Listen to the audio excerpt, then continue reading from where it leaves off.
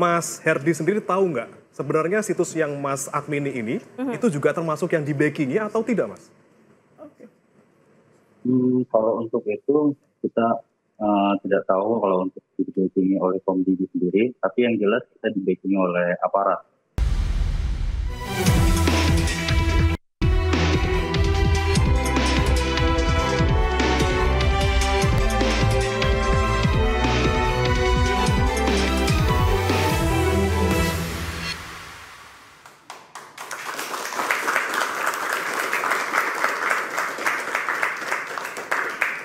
Ya, halo selamat malam pemirsa. Judi online yang melibatkan pegawai Kementerian Komunikasi dan Digital tengah menjadi sorotan utama.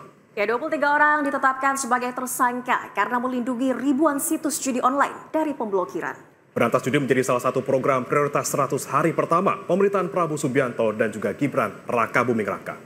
Ya, judi online bukan hanya lingkaran setan, namun perangkap dunia maya. Namun akankah judi online bisa diberantas hingga ke akarnya? Bersama saya Nadia Valeri. Dan saya Brema Natenaya. Inilah Interupsi, judul bikin jebol, menteri hingga artis disenggol. Ya, luar biasa ya Nadia Valeri, hari ini memang kita ngomongin soal judi online tentu saja tidak simpel, tidak sederhana.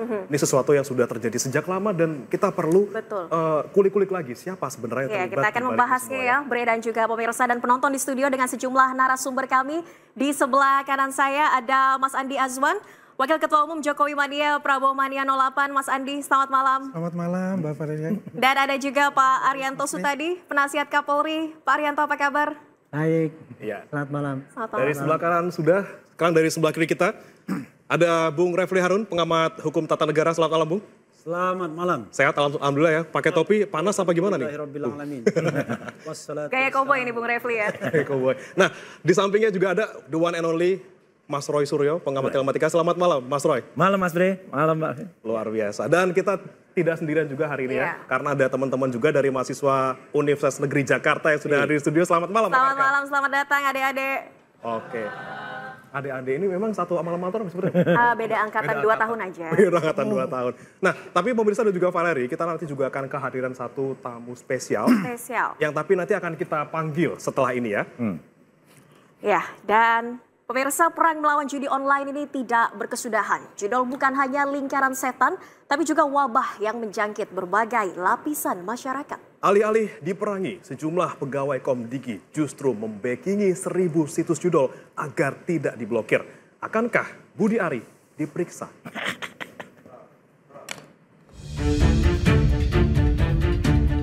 Judi online merambah ke berbagai golongan masyarakat.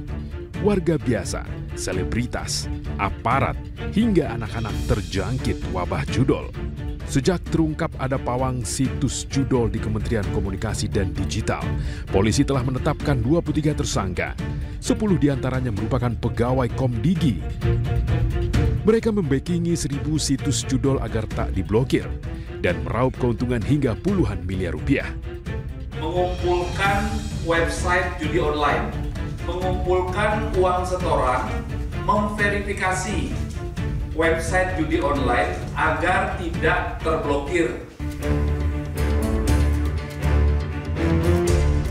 Kasus backing situs judol di Komdigi menyeret nama Budi Ari Setiadi. Publik mendesak agar Budi Ari turut diperiksa karena dirinya lah yang menjabat sebagai Menteri Komunikasi dan Informatika selama 15 bulan terakhir. Budi Ari pun menyatakan siap jika harus diperiksa. Pokoknya saya fokus ngurus operasi dan rakyat. Kita dukung penegakan hukum, dan yang ketiga kita tetap serius berantas judi online. Apa ya?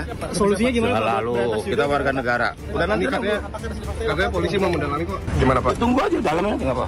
Kita siap deh. Siap dipanggil juga Pak? Pasti nggak. Menkom Digi Mutia Hafid meminta maaf kepada masyarakat atas kelakuan sejumlah pegawai di Komdigi yang justru membackingi situs judi. Saya juga minta maaf Ibu Bapak bahwa dari kantor kami kemudian ada yang terlibat. Sedihnya luar biasa. Karena saya seperti ibunya dari kantor itu. Sama kayak kalau ibu ada anak-anak yang terlibat pasti sedih. Sejumlah selebritas bahkan diperiksa karena disebut mempromosikan judi online. Terbaru, tiktokers Gunawan Satbor sempat ditahan karena mempromosikan judi online. Namun penahanan Satbor ditangguhkan. Bahkan Kapolri Jenderal Listio Sigit Prabowo mengangkat Satbor sebagai duta anti judi online. Gunawan Satbor saat ini kita tangguhkan dan kita jadikan dia duta untuk anti judi online. Terhadap mereka yang belum paham, kita sadarkan. Jika situs judi saja di-backingi, sampai kapan perang melawan judi online berakhir? Fenomena gunung es judol, mampukah diberantas hingga tuntas?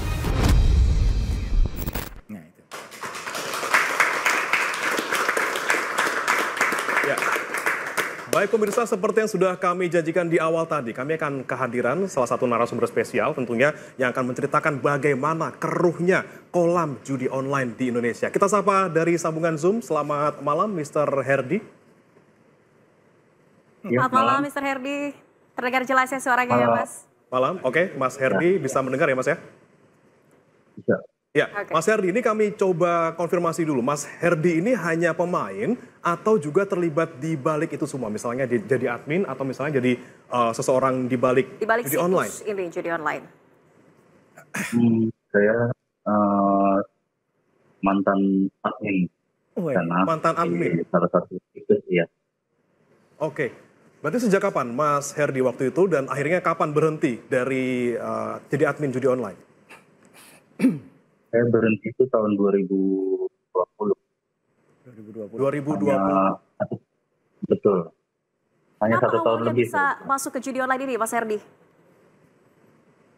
Awalnya karena desakan keadaan, lalu ada tawaran dari teman yang bekerja di sana dengan gaji yang lumayan. Mau nggak mau kita sana. Lumayan itu berapa, Mas Herdi? Kurang lebih itu untuk gaji bisa sampai 5-7. 5-7 juta sebulan atau? Ya, sebulan. Sebulan. Berarti kalau di levelnya Mas Herdi 5-7 juta, tapi di atasnya Mas Herdi itu kira-kira berapa? Lebih dari ini Mas Herdi? Bisa lebih dari saya kalau yang di atas. Seperti customer service atau CS atau bagian-bagian lain di atas. Atau supervisor. Oke, Mas Herdi, kalau kami boleh tahu juga, apakah Mas Herdi juga tahu nih atas-atasnya Mas Herdi siapa saja, jaringan besarnya, atau hanya berhenti di Mas saja dan juga atasan langsungnya? Iya. Oh, kalau untuk saya hanya berhenti di supervisor. Hanya sampai di supervisor saja? Supervisor Mas Herdi dapat berapa, Mas? Kalau Mas Herdi 5-7 juta, ini pasti lebih kan? Bisa lebih, mungkin bisa 15. 15 juta per bulan. Oke, tapi kan ini yang menjadi pembahasan adalah banyaknya situs judi online yang kemudian di-backingi dalam tanda kutip oleh internal dari Komdigi. Nah, Mas Herdi sendiri tahu nggak sebenarnya situs yang Mas admini ini itu juga termasuk yang di-backingi atau tidak, Mas? Kalau untuk itu kita tidak tahu kalau untuk di-backingi oleh Komdigi sendiri, tapi yang jelas kita di-backingi oleh aparat. Oke. Tapi sampai sekarang masih ada situsnya, Mas Herdi? Kalau untuk situsnya itu masih ada sampai sekarang. Sampai sekarang belum diblokir? Belum. Oke. Nah, ini yang menjadi kalau diblokir. Oke, tapi Mas Herdi, kalau misalnya untuk aparatnya sendiri, apakah bisa menyebutkan secara spesifik kira-kira dari aparat mana yang membackingi, Mas Herdi? Yang jelas sih dari instansi kepolisian. Dari kepolisian? Dari pihak kepolisian. Oke. Ini yang cukup kita membuat shock ya. Dan ini mungkin nanti kita juga akan tanyakan ke narasumber kita yang ada di sini. Mas Herdi, tahan dulu, kita akan ke narasumber kita konfirmasi kita dulu ke Bung Refli. Bung Refli, ini ada backing dari pihak kepolisian. Ini bisa dilakukan terkait judi online ini, Bung Refli? Begini, saya mau memulai ya dari ada penelitian seorang dosen dari UGM yang mengatakan soal bisnis. Kalau bisnis ilegal itu cenderung di-backingi oleh aparat hukum yang punya hukum. Ya gitu ya. Pasti aparat hukum? Ya, kalau dia bicara mengenai soal, mohon maaf ya, tentara dan polisi. Tentara biasanya membackingi yang legal. Karena kan dia pegang hukum nih, ilegal. Itu penelitian dosen UGM, itu satu. Yang kedua, kita jangan pura-pura kaget. Yang namanya kegiatan-kegiatan ilegal itu dan terbuka bagi masyarakat, sifatnya masif, nggak mungkin nggak ada backingnya. Itu udah pasti. One thing for sure, sudah pasti ada backingnya. Karena kalau dia tidak ada backingnya, maka suatu kegiatan yang masif seperti itu mudah sekali ditelusuri dan kemudian dihentikan. Nah kalau kita lihat lagi ya, soal judi dan judi online ini kan soal yang secara turun-temurun itu sudah ada sejak zaman dulu. Cuma bedanya dengan kemajuan teknologi, tadinya judi konvensional, sekarang judi online. Jadi kalau judi konvensional itu sama backingnya begitu dan uangnya mengalir sampai jauh juga untuk proses pembackingan itu. Nah, ini soal yang terakhir ya sebelum saya dialihkan ke tempat lain, saya pernah bertemu dengan seorang calon kepala daerah di sebuah provinsi di Jawa, pokoknya di pertengahan Jawanya. Jelas banget itu. Dan tapi itu long time ago, kira-kira 10 tahun yang lalu. Tetapi dia tidak jadi calon. Dia tanya, kok dia menjadi idola di sana karena dianggap, maaf ya, Kapolda yang berhasil memberantas judi. Sehingga dia kemudian dinominasikan untuk menjadi calon kepala daerah walaupun kelihatannya tidak ada partai yang nggak dapat lah. Lalu kok bisa Pak? Saya bilang sama dia, ya saya udah tanya sama, ini mohon maaf nih Pak Arianto tadi ya, saya tanya sama Kapolri, you masih terima setoran judi nggak? Kalau you masih terima setoran judi, jangan harap bisa seperti saya. Intinya begitulah. Nah ini kita langsung. Nah itu kata dia yang long time itu. Kalau kondisi hari ini, saya nggak tahu. Ya, kita tanya kan ke Pak Arianto ini, Pak Arianto, aparat penegak hukum backing judi online menerima setoran, tanggapannya? Terima kasih. Saya tidak kaget ya dengan kondisi itu. Saya menjadi polisi mulai tahun 71. Dan itu udah 50 tahun yang lalu. Mulai dari pangkat terendah. Di situ saya sudah menangani masalah judi. Dan saya sudah tahu juga mengenai bagaimana seluk-beluk judi itu. Akhirnya saya jatuh pada kesimpulan bahwa judi itu adalah bagian daripada kehidupan manusia. Sehingga sulit untuk diberantas. Tetapi judi yang marak itu adalah karena adanya pembiaran. Nah, pembiaran itu macam-macam. Dibiarkan oleh aparat yang mesti berwenang karena aparatnya tidak tahu, atau aparatnya tahu tapi pura-pura tidak tahu, atau aparatnya kolusi.